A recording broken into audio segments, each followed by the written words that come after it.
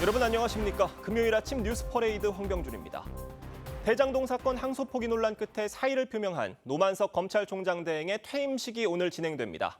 퇴임사를 통해 이번 사태에 대한 자세한 입장 표명을 예고했는데 외압 의혹이 해소될지 주목됩니다. 이미원 기자입니다. 노만석 검찰총장 대행 퇴임식은 오전 10시 30분에 열립니다. 퇴임식은 비공개로 진행되고 퇴임사 전문이 배포됩니다. 노 대행은 퇴임사를 통해 대장동 항소 포기 사태와 관련 자세한 입장을 담겠다고 예고했습니다. 앞서 노 대행은 기자들을 만나 전 정권에서 기소한 걸 현 정권은 지우려 하고 우리는 지울 수 없어 많이 부대껴 왔다고 토로한 것으로 전해졌는데 어제는 입장을 바꿨습니다. 법무부에서 지우려고 한다는 이야기 한 적은 없어요. 라고 이야기하잖아. 그런 취지의 이야기한 건 없고. 법무부가 항소 포기 취지의 선택지만 줬다는 의혹에 대해선 말을 아꼈습니다. 이진수 법무부 차관이 제시했던 선택지 각각의 내용이 어떤 거였는지. 아유, 죄송합니다. 다 언젠가 차차 말씀드릴 기회가 있을 겁니다. 법무부는 비공식 수사 지휘가 없었다고 부인하고 있어 노 대행 퇴임사에 어떤 입장이 담길지 관심이 모입니다. 신중히 판단하라고 했을 때 일반적으로 뭐 어떤 본인들이 추단을 해갖고 판단한 것 같은데 노 대행이 퇴임하면 당분간 검찰은 대행의 대행 체제로 운영됩니다. 이렇게 되면 대검 차장검사, 서울중앙지검장과 함께 동시에 공석이 돼 16년 만에 검찰 빅3가 모두 자리를 비우게 됩니다. TV조선 임희원입니다. 민주당 김병기 원내대표는 검사도 다른 공무원처럼 파면할 수 있게 하는 이른바 검사 파면법을 직접 발의하기로 했습니다. 국민의힘은 신상진 성남시장을 지도부 회의에 불러 범죄 수익 환수 여론전에 집중했습니다. 오늘은 대장동에서 현장 간담회를 진행합니다. 황정민 기자입니다. 민주당 김병기 원내대표는 김어준 씨 유튜브에 나가 모든 수단을 동원해 정치검사를 분쇄하겠다고 했습니다. 이어진 정책조정회의에선 검사 징계 수위에 파면을 포함하는 이른바 검사 파면법을 직접 발의하겠다고 했습니다. 거짓과 항명을 선동한 정치검사들의 실체가 만천하에 드러나도록 하겠습니다. 반드시 단죄하겠습니다. 민주당은 이번 주 안에 조작 기소 등을 다룰 국정조사 요구서도 제출할 계획입니다. 친명 조직인 더민주혁신회의는 전국 검찰청 등에서 동시다발 규탄 집회를 열었습니다. 정치검찰 쿠데타식 항명과 억지 주장 당장 중단하라! 중단하라! 중단하라! 중단하라! 국민의힘 지도부 회의엔 신상진 성남시장이 나와 대장동 항소 포기 비판에 힘을 보탰습니다. 신 시장은 범죄 수익자들이 일원도 가져가지 못하도록 시민 소송단을 만들고 정성호 법무장관 등을 조만간 공수처에 고발하겠다고 했습니다. 권력의 개들이 돼가지고 이렇게 말도 안 되는 항소 포기를 한 자들에 대해서 저희 성남시는 우선 공수처에 고발하고. 장동혁 대표도 히틀러의 망령이 어른거린다며 이재명 정권을 겨냥했습니다. 히틀러는 자기 측 사건은 덮고 반대파 사건만 확대 기소하는 선택적 사법 시스템을 만들었습니다. 국민의힘 지도부는 신 시장과 함께 대장동 현장 간담회를 열고 사업 구조와 수익, 환수 문제를 집중 제기할 방침입니다. TV조선 황정민입니다. 내란 특검이 청구한 박성재 전 법무부 장관 구속영장이 또다시 기각됐습니다. 법원은 혐의에 대해 다툴 여지가 있고 박 전 장관이 도주 우려가 없다고 설명했는데 황교안 전 총리 구속영장도 같은 이유로 기각됐습니다. 구자형 기자가 보도합니다. 박성재 전 법무부 장관이 서울구치소를 걸어 나옵니다. 내란 특검이 박 전 장관에 대해 내란 중요 임무 종사 혐의 등으로 청구한 구속영장이 심사 15시간 만에 기각됐습니다. 법원의 판단에 존중하고 감사드립니다. 저희 입장은 변화가 없습니다. 박 전 장관은 지난해 비상계엄 선포 이후 법무부 회의를 소집하는 등 윤석열 전 대통령의 내란 범죄에 가담한 혐의를 받습니다. 법원은 박 전 장관 혐의에 대해 다툼의 여지가 있고 확보된 증거 등에 비춰볼 때 증거인멸이나 도주 우려가 있다고 보기 어렵다고 밝혔습니다. 박 전 장관에 대한 구속영장은 지난달 15일에도 다툼의 여지가 있다며 한 차례 기각됐습니다. 특검은 이후 추가 조사 과정 중 박 전 장관 휴대전화에서 권한 남용 문건 파일을 보건 확보에 제출했지만 법원 결정에 영향을 주지 못한 것으로 파악됐습니다. 황교안 전 총리도 어제 구속영장 실질심사를 받았는데 법원은 구속사유 소명이 부족하다며 기각했습니다. 황 전 총리는 지난해 비상계엄 당시 SNS에 계엄을 지지하는 내용의 글을 올려 내란 선동에 가담했다는 의혹을 받습니다. 말도 안 되는 구속 시도였어요. 아무 관계 없는데 내란자의 길에 쫙 쓰고 그리고 황교안이 이렇게 했다. 특검은 영장 기각 사유를 검토한 뒤 구속영장 재청구나 불구속 기소 등 향후 대응 방향을 결정할 방침입니다. TV조선 구자영입니다. 네, 국방부가 중장급 진급 인사를 발표했습니다.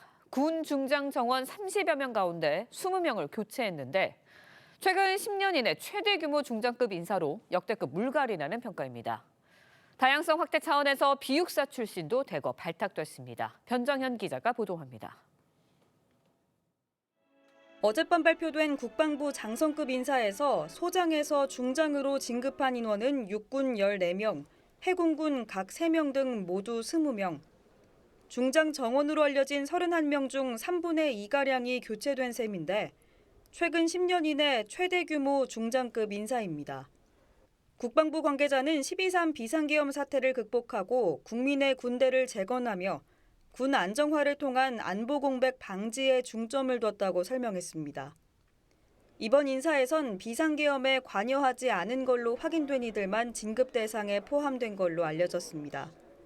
앞서 이재명 대통령은 지난달 국무회의에서 내란은 발본색원해야 한다며 비상계엄 가담자를 군 승진 인사에서 배제할 방침을 밝혔습니다.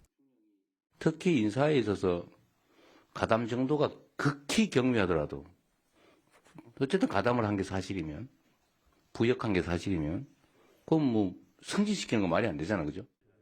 비육사 출신 진급 인원도 늘려 인사 편중을 완화했습니다. 육군 중장 진급자 14명 중 비육사 출신이 5명으로 최근 10년 내 최대입니다. 최근 5년간 육군 중장 진급자 중 작전 특기가 약 70%였는데 이를 40% 수준으로 낮추고 군수, 인사 등 다양한 특기 인원을 선발했습니다. 국방부는 계엄 사태와 관련해 재판 중인 여인형 전 방첩사령관 등 중장 3명은 빠른 시일 내에 징계 절차를 진행할 예정으로 전해졌습니다. TV조선 변정현입니다.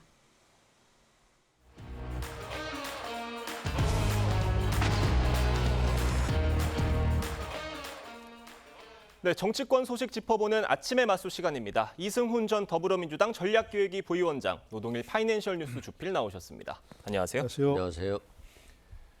대장동 항소 포기 후폭풍이 이어지는 가운데 사의를 표명한 노만석 대행이 오늘 퇴임식을 가질 예정입니다. 노대행 목소리 들어보겠습니다.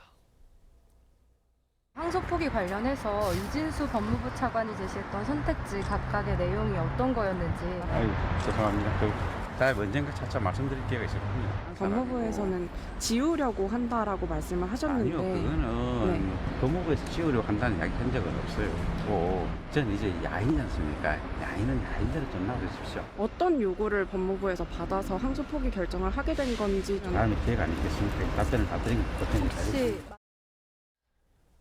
야인과 같은 행색의 노만석 대행 목소리 직접 들어보셨습니다. 나 이제 야인이니까 좀 놔둬라. 말할 기회는 다음에 있지 않겠느냐. 자, 그 다음이 언제일지 많은 사람들은 오늘 퇴임식을 주목을 하고 있습니다. 퇴임식에서 지금까지 노만석 대행이 얘기했던 것과는 조금 다른, 지금까지는 어떤 뭔가 수수께끼 같은 다소 뭐 불명확한 표현들도 많이 들어있는 말들을 했었는데 오늘은 뭔가 좀 속 시원하게 얘기를 할 수 있을지 어떻게 보세요? 그래서 지금까지 진행된 걸 봐서는 뭐 특별하게 뭐 시원하게 얘기할 게 있겠습니까? 큰 기대를 안 하시는 거예요. 예. 그리고 다 나올 만큼 사실관계는 다 나왔잖아요. 기본적으로 뭐 그 실무진의 실무 검사들은 항소해야 한다고 했고 이거 당연히 또 항소하는 거고 1심에서 검찰이 주장한 게 상당 부분 무죄가 나오고 또 추징금도 훨씬 적어졌지 않습니까? 그렇기 때문에 당연히 이건 항소하는 일이기 때문에 일반적으로 그렇게 가는 것이라고 보고 있었는데 법무부 장관이 본인도 얘기했지 않습니까? 신중히 판단하라고 얘기했다. 예. 그게 뭐 지시인지 명령인지 뭐 의견인지 잘 모르겠습니다만 어쨌든 뭐 그런 게 있었고 지금 민주당에서는 그게 명령이라고 민주당 스스로 주장하는 거 아니에요. 왜냐하면 항명이라고 자꾸 하잖아요. 항명이라는 건 명령이 있었다는 걸 전제로 하는 거 아니겠습니까? 예. 그건 명령일 수밖에 없는 거고 이진수 법무부 차관이 노만석 대행과 통화해서 그런 의견을 전달했다는 거 아닙니까? 정확하게 무슨 뭐 모르겠습니다. 이제 퇴임식에서 그 세 가지 선택지를 제시했다고 하는데 예. 이러이러한 선택지였다고 했는데 어느 것이든 지금 항소 포기를 전제로 했다는 거 아니겠습니까? 그런 얘기 다 나왔고요. 그래서 대검에서 중앙지검장에게 항소 포기하라, 항소하지 마라 지시했다는 거 아니겠습니까?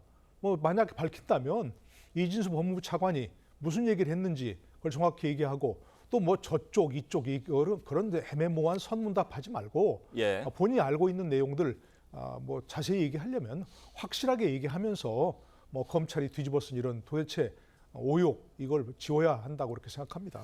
그러니까 도대체 검찰은 왜 항소하지 않았는가? 외압은 없었는가? 이진수 차관으로부터 무슨 얘기를 들었는가? 선택지는 뭐였는가? 그리고 또 이런 얘기도 했었죠. 저쪽에서 지우려고 하고 우리는 지울 수가 없는 상황이었다. 과연 저쪽은 뭐고 지우려고 하는 것은 뭐였는가? 많은 궁금증들이 있는 상황인데 오늘 뭔가 명확하게 저쪽은 이쪽이었습니다. 뭐 이렇게 얘기를 한다든지 어떻게 보세요? 저는 뭐 간단한 문제 같아요. 뭐 왈가왈 문제가 아닌 것 같아요. 검찰이 법무장관이 수사권 지휘권 활동하지 않았잖아요. 예. 그러면 검찰이 스스로 결정하는 겁니다. 그럼 본인들이 판단해서 항소를 해야 된다라고 했다면 항소하면 되는 거거든요. 예. 그리고 항소하지 않았다라고 한다면 검찰이라고 하는 조직은 입이 무거워야 돼요.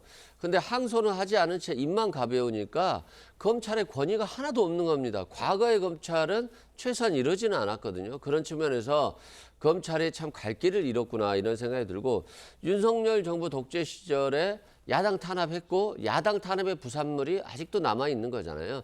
그러면 깔끔하게 자신의 잘못을 인정하고 과거의 것들을 스스로 지우던가 아니면 정상화를 위한 작업들이 정치권에선 필요한 거거든요.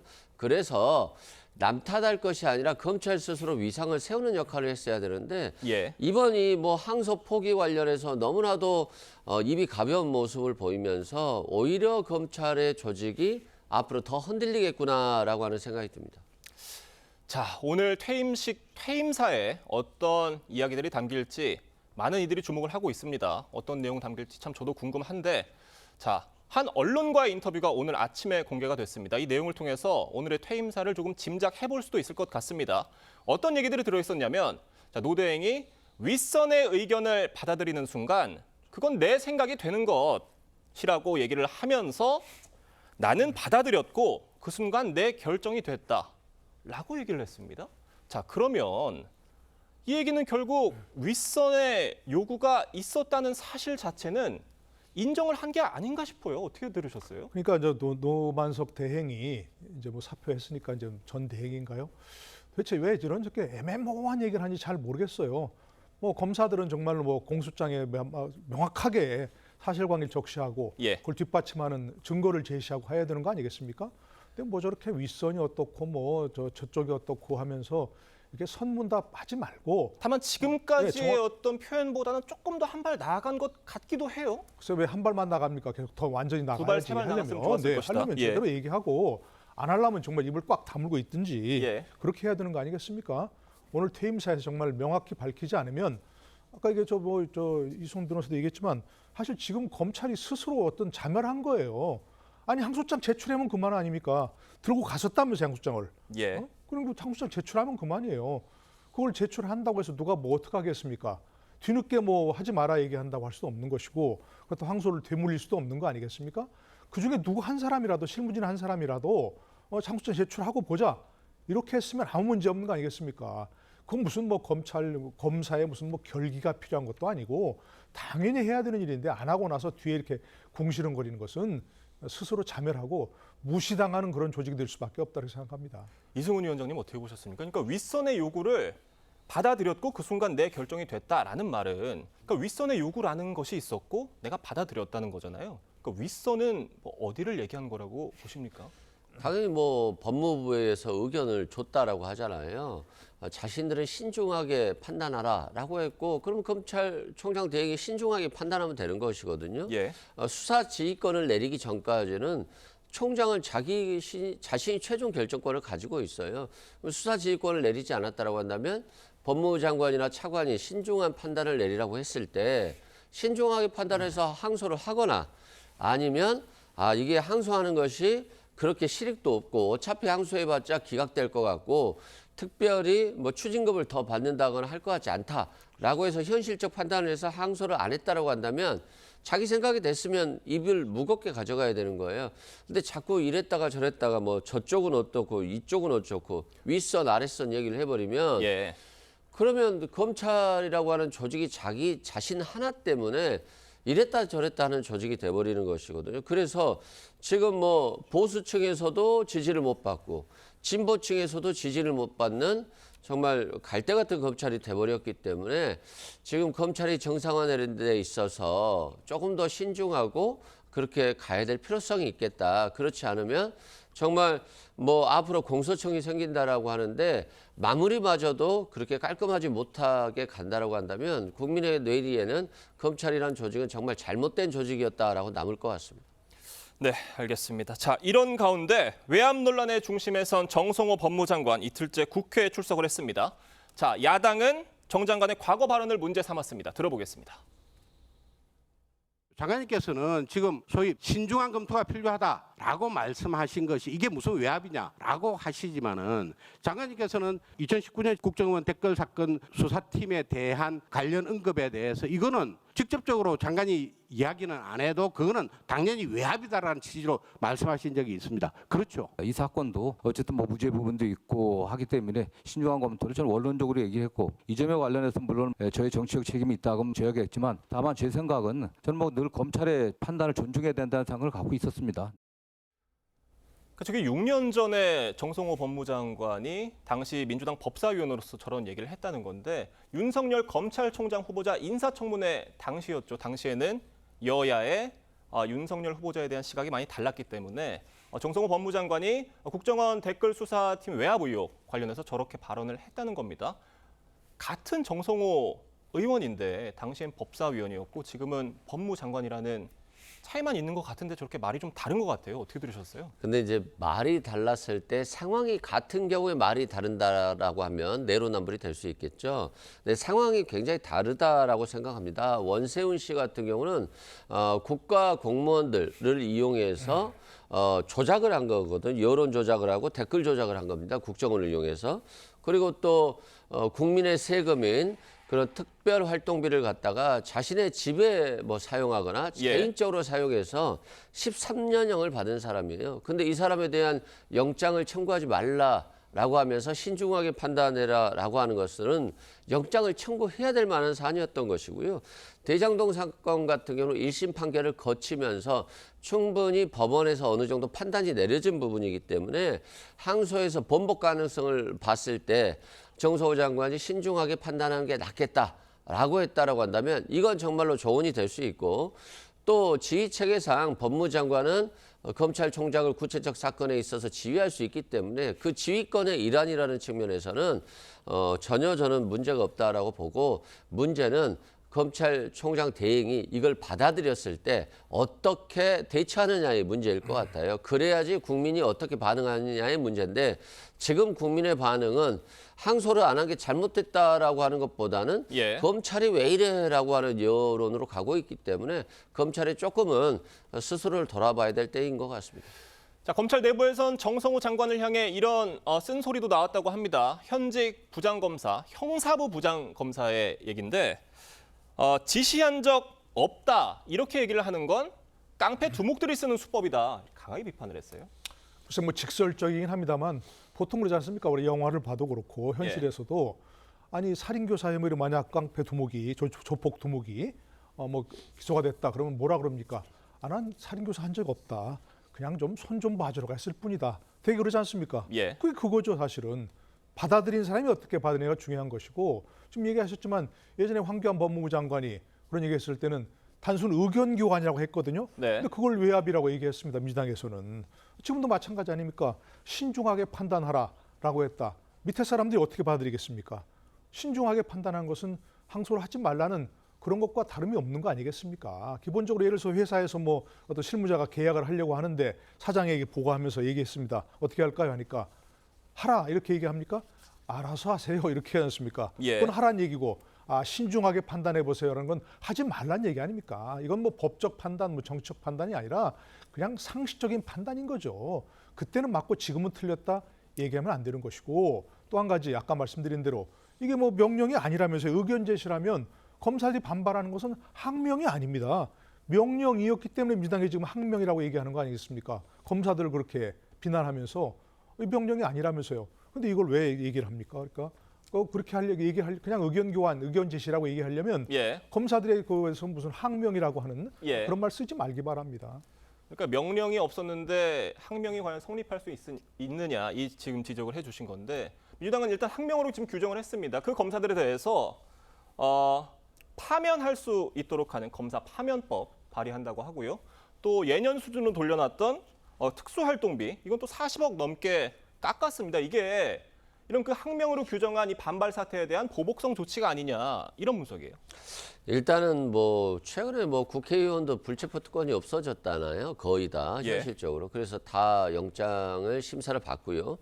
또 뭐 전직 대통령도 국민의힘 대통령 같은 경우는 3분 다 구속됐잖아요. 그만큼 성역이 없는 것 같아요. 지금 법의 잣대는 엄중하기 때문에 뭐 검사라고 해서 마치 허위 진술을 강요한다거나 증거를 조작했을 때 당연히 파면되어야 되는 것이 맞는 것이 아닌가 현실적인 법 측면에서 그런 측면에서 요즘의 세상은 특권이 없는 세상이다라는 측면에서는 뭐 이 검사 파면법을 실행한다 할지라도 전혀 문제가 없다 이런 생각이 들고요.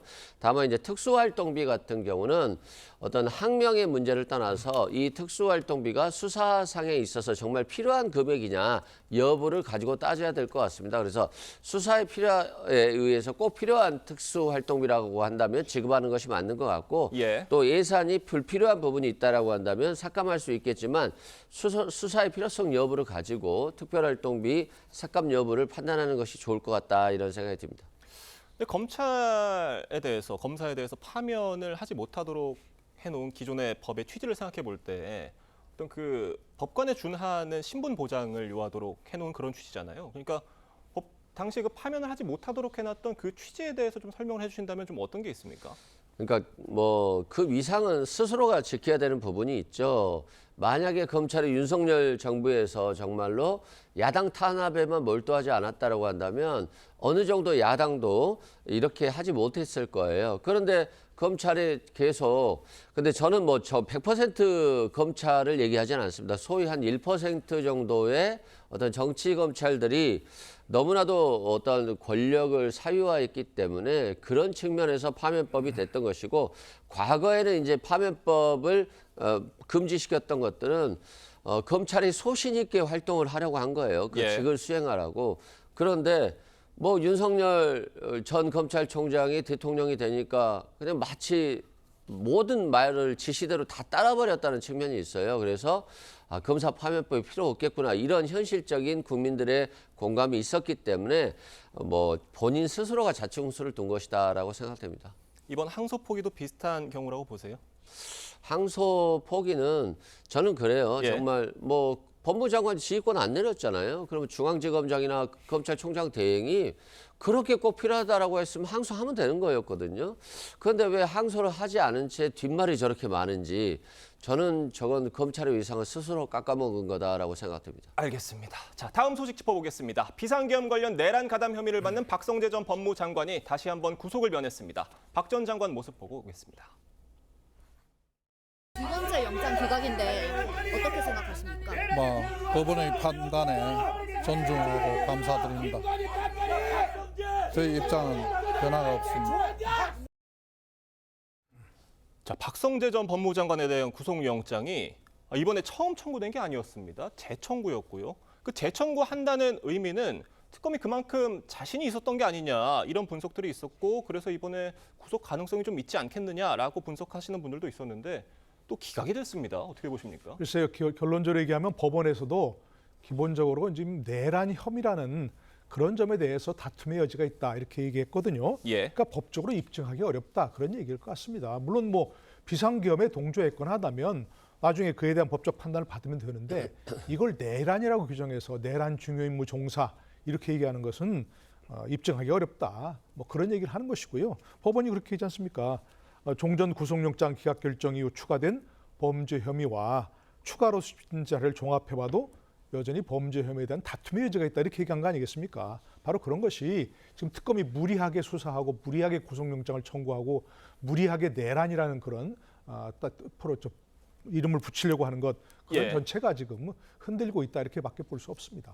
그러니까 특검이 이번에 구속영장을 재청구를 한 게 박 전 장관의 휴대전화에서 뭐 계엄 관련 문건을 새로 발견했기 때문에 지금 그걸 근거로 또 청구를 한 건데 재판부가 이 문서에 대해서 판단을 좀 달리 한 것 같습니다. 어떻게 보세요? 그렇죠. 그러니까 뭐 국회의 질의에 대비한 것이다. 국회가 입법권을 남용한 것이고 그래서 이 계엄은 필요성이 있었다. 뭐 이런 취지의 답변 태도가 있었을 것으로 보여지는데 그런 것들이 결국 국회 답변용이지 정말로 계엄을 정당화하고 계엄의 중요 임무에 종사한 것이 아니다라고 이제 인식한 부분에 대해서 다툼의 여지가 있다라고 본 것 같고요. 법원은 뭐 명확한 것 같습니다. 박성재 법무부 장관은 합동수사본부에 검사 파견을 지시했죠. 그리고 교도소의 수용 인원을 점검했습니다. 그런데 이런 것들이 만약에 계엄이 이루어졌다라고 한다면 계엄의 당 부당을 통해서 필요 없이 일단은 필요로 하는 절차였는지 이걸 본 거고 이 절차를 이행했는데 이게 위법성의 인식을 갖고서도 한 건지 여부에 대해서는 다툼의 여지가 있다는 거고요. 이상민 장관처럼 행안부 장관이 어떤 방송사에 대한 단전단수는 할 수 없거든요. 그러면 이건 계엄이 이루어졌을 때 법적에 따른 절차가 아니기 때문에 구속시킨 것 같고요. 조태용 전 국정원장도 구속시켰는데 국정원법에는 계엄이 일어나면 국회에 보고하게 돼 있습니다. 근데 보고하지 않은 채 듣지도 않은 채 마치 자신은 모르는 척 했던 거. 이거 회피 자체가 법 위반이거든요. 그래서 법 위반이 명확한 경우는 바로 구속을 시켰고 뭔가 의심쩍지만 법에 따른 일단 절차였는데 그 위법성 인식은 다툼의 여지가 있다라고 보는 측면에서 법원은 명확한 기준을 좀 설정한 것으로 보여집니다. 알겠습니다. 자, 내란 특검팀이 황교안 전 총리에 대해 청구한 구속영장도 기각이 됐습니다. 귀가하는 황 전 총리 모습 보겠습니다. 승리했습니다. 자유민주주의가 이겼습니다.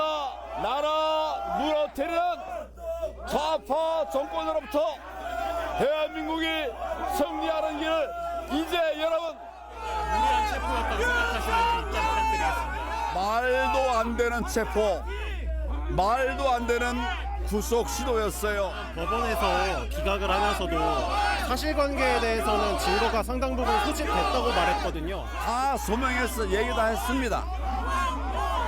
지금 토단 것도 그것도 안 했었으면 좋겠어. 황교안 전 총리가 목소리를 높였습니다. 자, 법원이 구속의 필요성이 부족하다, 구속 사유 소명이 되지 않았다 이렇게 봤어요. 어떻게 보셨습니까? 글쎄 이제 황 전 총리가 객관적으로 봐서 조금 어이없는 일을 하기는 합니다. 그렇죠? 뭐 윤어게인 무슨 뭐 부정선거론 거기다가 뭐 CCP 아웃 이런 얘기를 하고 있는데 그런 얘기하는 게 무슨 내란 선동입니까? 너무 나간 것이고요.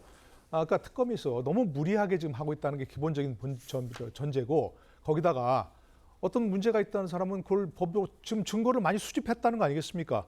그러면 기소해서 불구속 수사하고 불구속 재판을 받게 하면 되는데 무리하게 또 거기다 구속영장까지 청구해서 무리하게 구속하려고 하는 거 불구속 수사 원칙에도 어긋난다. 그러니까 자꾸만 지금 자꾸 무리하게 모든 사람이 이런 사람 저런 사람 뭐 내란 선동까지 이렇게 가지를 뻗치지 말고 이쯤에서 정리하고 법원의 판단을 받는 게 낫겠다. 이렇게 생각합니다. 알겠습니다. 노동일 교수님의 강한 비판과 의견까지 저희가 잘 들어봤습니다. 두 분 말씀은 여기까지 듣겠습니다. 감사합니다. 경기도 부천의 한 전통시장에서 트럭이 갑자기 돌진하면서 2명이 숨지고 18명이 다쳤습니다. 트럭이 질주한 통행로는 장을 보러 나온 시민들로 북적이는 상황이었습니다. 김승돈 기자입니다. 1톤 트럭 한 대가 떡집 앞 좁은 통행로를 빠르게 지나갑니다. 놀란 상인이 밖으로 나와 쳐다봅니다. 속도를 줄이지 않은 트럭은 수산물 가게에 매대를 치더니 자전거를 끌고 가다 피하려는 사람까지 순식간에 치고 지나갑니다. 곳곳에 부상자들이 쓰러지며 시장통은 순식간에 아수라장이 됩니다.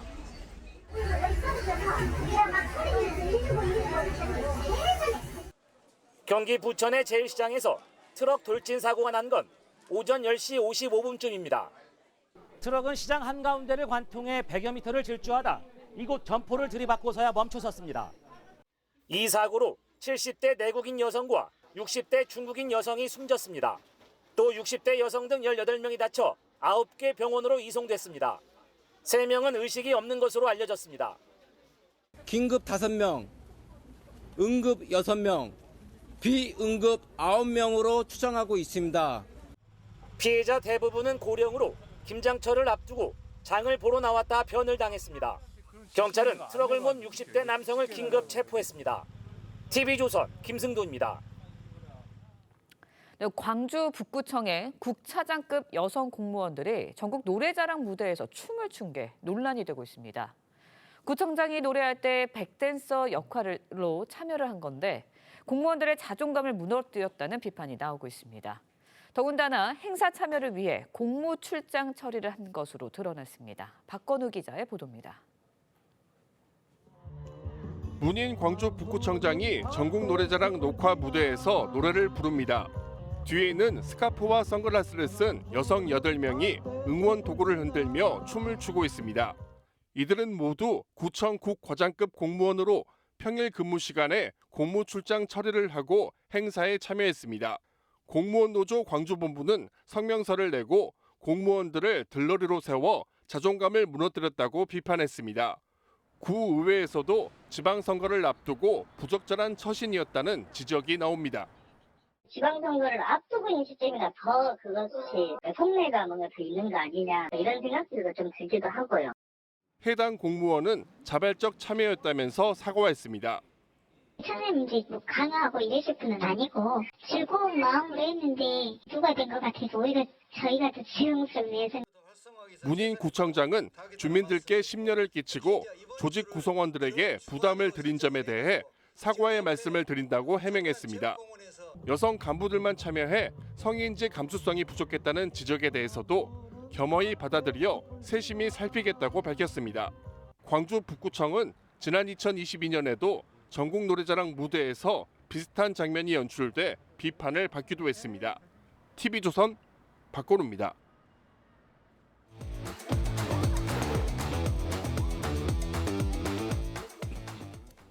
화제가 된 사건 사고 소식 짚어보는 아침의 이슈 시간입니다. 네, 최진영 변호사, 조현삼 변호사와 함께합니다. 안녕하세요.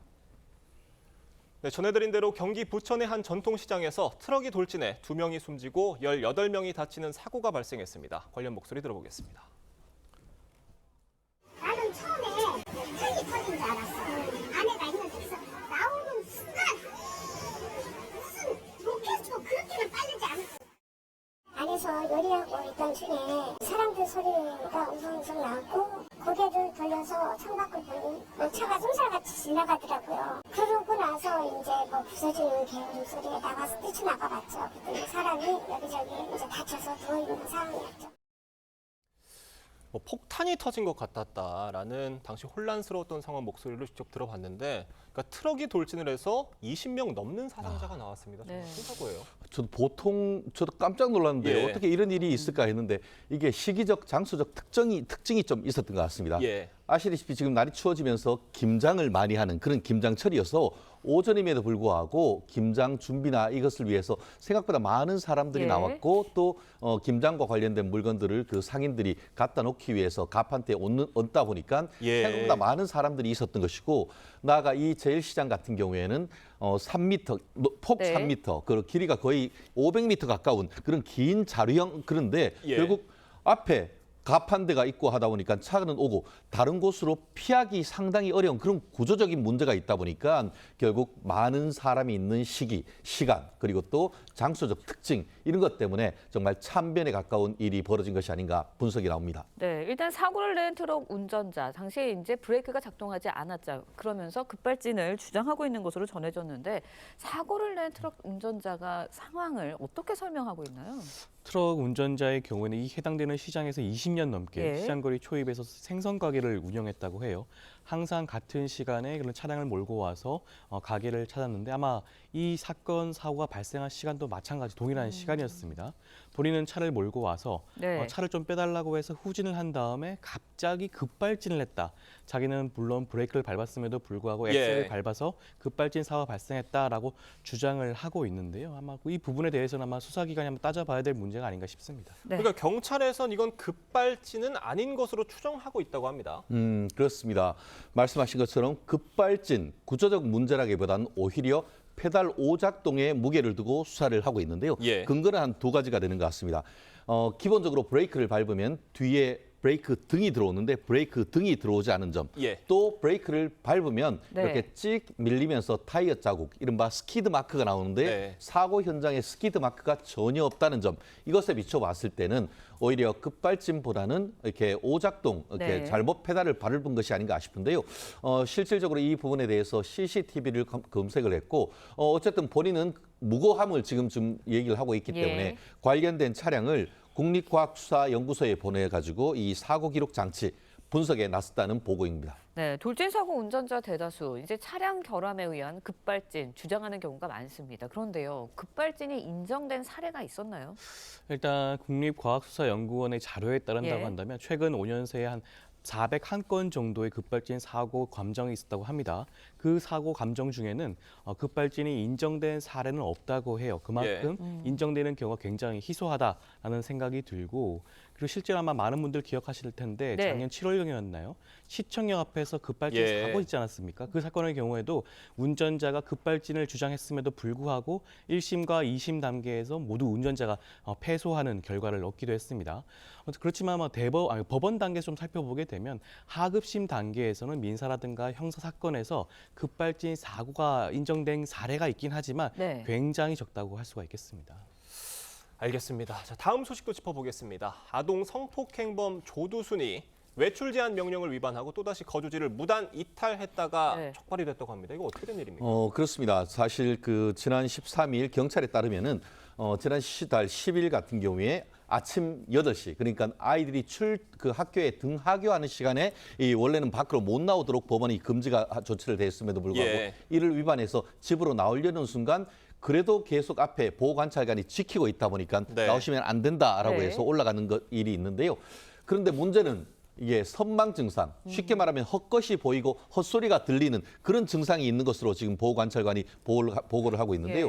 실질적으로 보면 누가 나를 욕한다, 파출소에 신고해야 된다, 머리에 호박 덩어리가 올려가 있다라고 해서 우리 보통 사람이면은 하지 않을 듯한 그런 얘기를 하고 있다고 합니다. 근데 최근 같은 경우에는 결국 오랜 기간을 복역하고 나서 부인과 이게 살다가 부인도 어떤 문제가 있어서인지 지금 집을 떠나고 혼자 이 단독애로 살고 있는 과정 속에서 굉장히 불안 증상을 보이고 있다라고 하는데 지속적으로 지금 물품 같은 것들은 보호관찰소에서 이렇게 제공하고 있습니다만 이 부분에 대해서 어떻게 대응을 해야 될지 나름대로 어떤 사회적 문제가 되는 그런 상황인 것 같습니다. 네, 앞서서 조두순은 지난 2023년도에 야간 외출 금지 명령을 어겨서 징역 3개월을 선고받고 복역한 바 있고요. 또 지난 3월에서 6월 사이에는 총 4차례 집 밖으로 무단 이탈한 것으로 드러났습니다. 반복적으로 이런 일들이 벌어지고 있거든요. 그러다 보니까 관리가 좀 소홀한 거 아니냐 이런 지적도 있어요.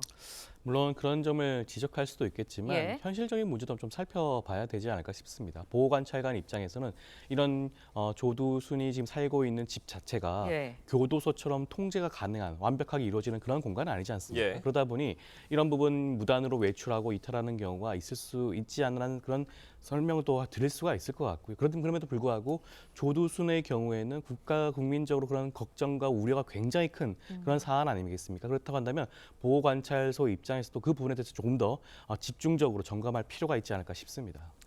뭐 집안에서 위치 예. 추적 전자장치를 망가뜨리려고도 했다는데 이게 재판에서 뭐 누범으로 처벌받을 수 있는 거예요. 그렇습니다. 왜냐하면 지난 2023년 12월 달에 이런 식으로 해서 금지 위반으로서 징역 네. 3개월까지 실형으로 살았고 그때로부터 지금 1년, 2년도 채 지나지 아니한 상태에서 동종 유사한 범죄를 계속 범하고 있기 때문에 예. 이것을 훨씬 더 가중 처벌하는 이른바 누범에 해당하는 것이 아니냐 하는데요. 실제로 말씀드린 것처럼 외부에 무단으로 나가는 것을 기자의 이탈 금지 명령을 위반했던 것이고 단순히 위반한 그걸 넘어서 네. 본인에 있는 그 전자발찌 이것을 훼손하려고 했다라는 그런 혐의로도 지금 그 재판을 받고 있다고 합니다. 그렇다고 하면은 법리적으로 결국은 전 어떤 범죄를 지나고 나서 얼마 되지 않은 상태에서 동종 범죄를 또 했기 때문에 만약에 이와 같이 한다고 하면 최대 14년형까지 선고받을 수 있다라고 하는 부분인데요. 문제는 형뿐만 아니고 정신적인 문제가 있다라는 보도가 있기 때문에 예. 이런 부분에 대한 어떤 보호 관찰 내지 보안 처분에 문제가 있는 것이 아닌가 지금 법률가들은 해석하는 것 같습니다. 네, 그런데 조두수는 이제 지난달 무단 외출하기 4일 전에요. 재택감독 장치에 작동을 멈추게 하려다 미수에 그쳤다. 그런 뭐 이런 언론 보도가 나오기도 했습니다. 일단 재판부에서는 선고 때 선망 증세와 관련을 해서 치료 감호 명령 여부도 판단할 예정이다. 이렇게 알려져 있는데 심신미약 주장할 수 있는 건가요? 재판부에서는 이걸 또 받아들일 수도 있을까요? 일단 담당 보호관찰소에서 우선적으로 예. 선제적으로 이 부분을 신청을 했다고 합니다. 국립법무병원에서 조두순에 대한 감정을 진행한 결과 그 결과를 회신이 왔는데 예. 그 회신서에 따르면 심신미약 증상이 있다고 해요. 보호감차 치료 감호가 필요하다라는 그런 결과 회신이 왔기 때문에 아마 그렇다고 한다면 법원 입장에서는 그 부분을 좀 적극적으로 받아들일 가능성은 있습니다. 형의 선고와 함께 치료 감호 결정을 할 수 있을 것으로 보여지고요. 조두순의 경우에는 성범죄 피고인이었기 때문에 네. 전력이 있기 때문에 치료 감호 기간은 15년까지 가능할 것으로 보여집니다. 네, 사건 사고 소식 최진영 변호사, 조현산 변호사님 두 분과 자세히 짚어봤습니다. 두 분 말씀 여기까지 듣겠습니다. 감사합니다. 고맙습니다. 미국 연방 정부의 셧다운 사태가 종료되면서 공무원들도 속속 업무에 복귀하고 있습니다. 하지만 타격이 컸던 항공 운항 등은 정상화까지 시간이 걸릴 전망입니다. 이로라 기자가 보도합니다. An honor now to sign this incredible bill and get our country working again. Thank you. 트럼프 대통령의 예산안 서명으로 역대 최장인 43일간의 셧다운, 연방정부 업무 정지 사태가 막을 내렸습니다. 일터를 떠나 있던 공무원들도 속속 업무에 복귀했습니다. He works for the government and she was super stressed about, him getting paid. I know she's relieved. 하지만 피해가 컸던 항공 운항 등 일부 공공 서비스는 아직 정상 궤도에 오르지 못했습니다. 미 교통부는 현지 시간 12일 전국 40개 주요 공항의 항공편 감축률을 기존 6% 수준으로 유지할 계획이라고 밝혔습니다. 셧다운 기간 하루 10명 이상씩 관제사가 이탈한 점 등을 고려해 무리한 정상화보다는 점진적 회복에 무게를 둔 것입니다. 이달 말 추수감사절 전까진 정상화한다는 계획입니다.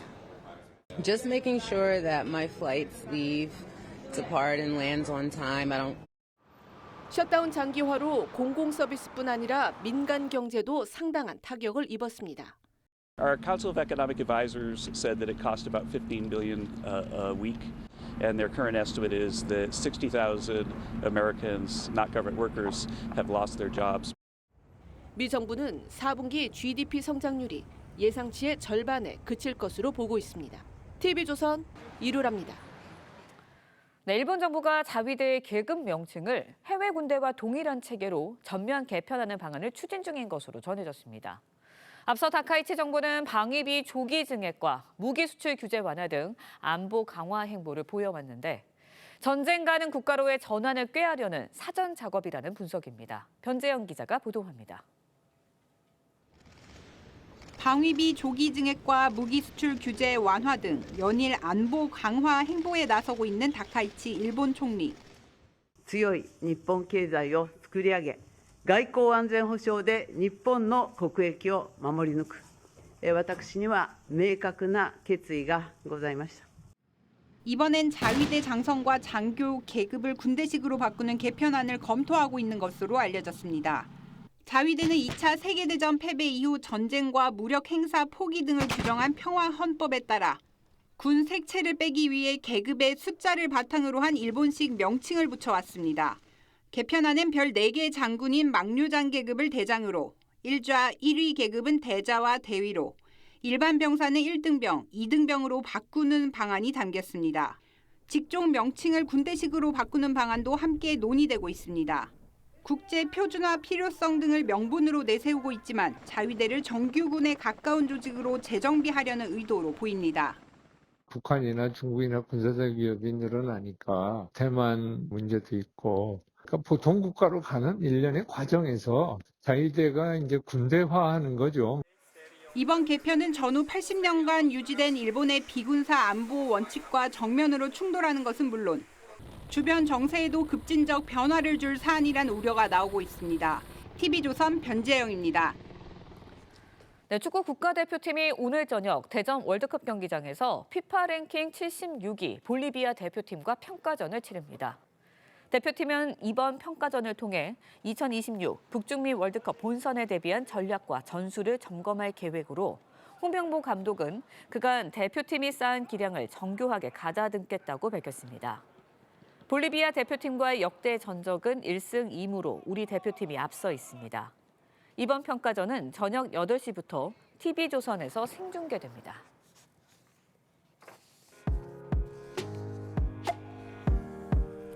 네, 렌즈에 담긴 그 순간 그 의미를 짚어보는 시간이죠. 사진기자가 선택한 아침의 한 장입니다. 오늘은 조선일보 사진부 이태경 기자와 함께합니다. 안녕하세요. 오늘 아침에 볼 사진 어떤 건가요? 네, 밤하늘을 화려하게 수놓은 오로라인데요. 이 북극광이 이례적으로 중위도 지역에서 관측돼 관심이 모아졌습니다. 현장 모습 사진으로 만나보겠습니다. 미국 플로리다주 케이프 커버네럴 북부인데요. 북위 28도 정도인 이 지역에서 오로라가 관찰됐습니다. 이 지역에서 북극광이 관측되는 것은 아주 드문 일인데요. 보통은 미국에서 오로라를 관측할 수 있는 주가 5개 정도인데 이번에는 약 20개의 주에서 관측이 가능할 것이라는 예보가 나왔을 정도입니다. 네, 아름다운 모습이긴 한데 왜 이런 현상이 일어나는지 궁금하네요. 네. 보통 이 북극광 현상은 북위 65도 이상의 고위도에서 관측이 가능한데요. 최근 강력한 태양풍의 영향으로 강한 지자기 폭풍이 발생해 중위도에서도 관측이 가능한 이례적인 상황이 펼쳐졌습니다. 북위 45도 정도의 지역인 이탈리아 알프스 산맥 위에 밤하늘이 붉게 물들었고 남반구 중위도인 뉴질랜드 지역에서도 관측이 가능했습니다. 이렇게 세계 곳곳에서 북극광이 목격돼 진기한 풍경을 관측하는 값진 경험을 할 수 있었습니다. 네, 자연의 신비를 만끽할 수 있는 사진들이었네요. 지금까지 아침 한 장이었습니다. 일요일까지 큰 일교차만 유의하신다면 가을의 끝자락을 즐기기 좋겠습니다. 다음 주 월요일부터는 기온이 큰 폭으로 떨어질 텐데요. 화요일 서울의 아침 기온이 영하 3도까지 내려가며 겨울이 한 걸음 다가오겠습니다. 아침 출근길에는 감속 운전하셔야겠습니다. 내륙을 중심으로 가시거리 200m 미만의 짙은 안개가 껴있는데요. 기온이 오르면서 안개는 점차 걷히겠습니다. 오늘 전국 하늘 표정 맑게 드러나겠습니다. 다만 부산, 울산은 오전까지 대기질이 나쁘겠고요. 강원 영동을 중심으로 대기가 건조해서 화재 사고에 주의가 필요하겠습니다. 자세한 낮 기온 보시면 서울이 14도, 대구 16도로 어제보다 낮겠습니다. 일요일 오후 중서부를 중심으로 비가 내리겠고요. 다음 주 화요일 호남과 충청에는 눈이 예보돼 있습니다. 오늘의 날씨 박선민입니다. 이상으로 금요일 뉴스 퍼레이드 마칩니다. 네, 저희는 다음 주 월요일 아침 7시 24분에 다시 찾아뵙겠습니다. 시청해주신 여러분 고맙습니다.